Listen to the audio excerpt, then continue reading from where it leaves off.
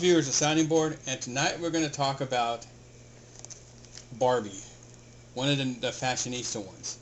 This one was bought on clearance at $4 because no one wanted it.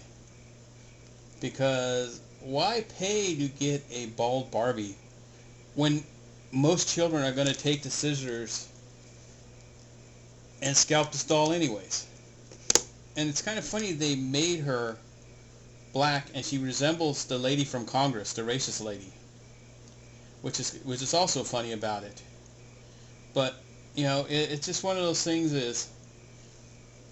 is for a lot of kids, they're gonna think kind of, why do they want a bald Barbie? Baldness is kind of ugly, even though a lot of cancer victims are bald, and that's why I kept calling it Cancer Barbie, because he's going through chemo. But there's no story behind it, because if she had G.I. Joe flocked hair, I think she would have sold as like maybe Radical Barbie, you know. But she's dressed in this soccer mom outfit, and let's open her up and take a look what she looks like out of the package. I always hate these things because they put so much security on these things that it really is hard to get into them nowadays when you get them home. I don't know how a child does it.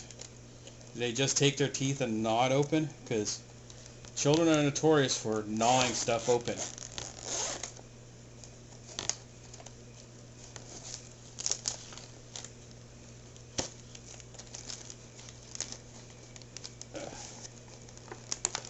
Why do you have to get stuck? And she is actually $150.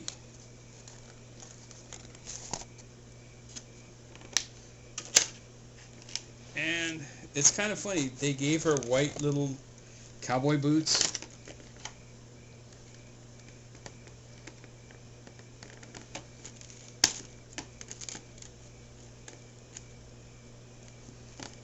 Take her, yeah, that took her out now. Just cut one little piece off and it opened her up. And here's what she looks like. So it's not shorts, it's actually a dress. And is she a normal size Barbie, or is she?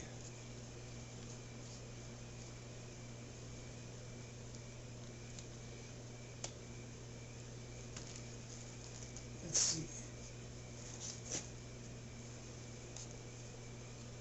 Or is she a thin? Yeah, she's the same Barbie as this one. Doesn't look like it with the outfit though.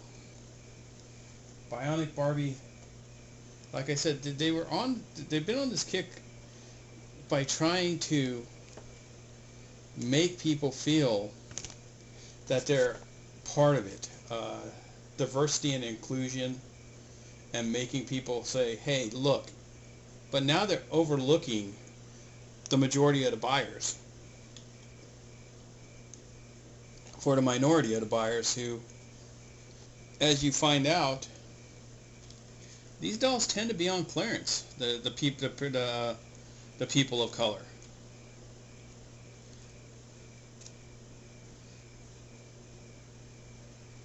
These are old school boots too. And so here's what she looks like from the front, the side, the back. Normal head movement, big 60s, 70s looping earrings. She actually has, looks like an old school Barbie from the 90s head. You know, because Mattel's notorious for refurbishing old molds. Because even the head is smaller than some of the other dolls I've seen, even with their hair pulled back. Yeah, I think it is an old school Barbie head. repainted to look more modern, and then placed on the modern non-sexist bodies that have no boobs, no hips hardly. Make so then girls don't get intimidated when it's actually just usually feminist. Most girls find they want to be the beautiful doll. It's one of the few times that Barbie's their imaginary friend, and they don't. They tend to leave the ugly ones behind and be attracted to the beautiful ones because they don't want to be freakish. They don't understand why a person would carry this about them. Most people who might have bought this doll converted it into one of the guards from Black Panther maybe. But other than that, even the Black Panther chick that Michonne played was on the clearance bin.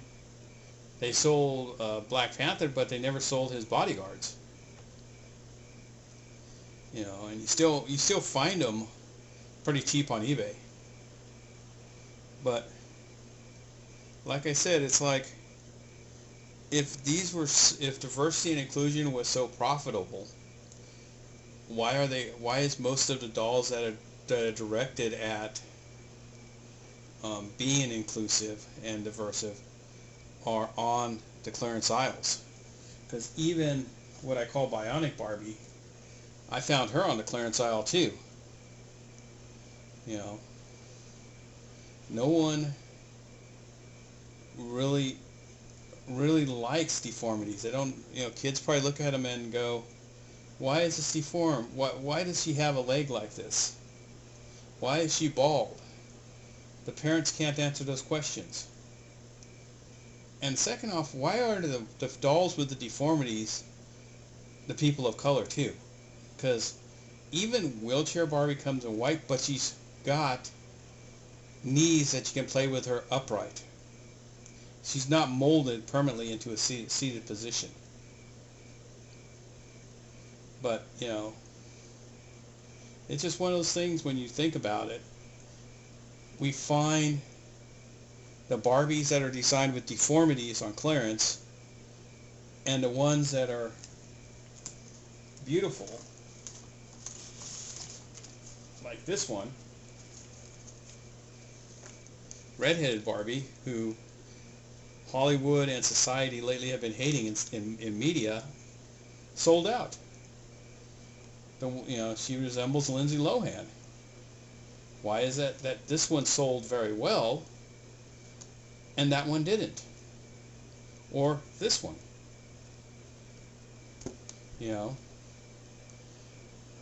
you just gotta wonder what's going on with toy makers. Do they stop to look and ask, what do children play with?